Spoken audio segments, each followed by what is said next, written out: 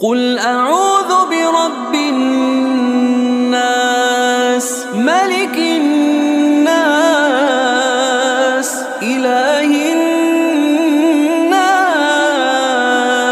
من شر الوسواس الخناس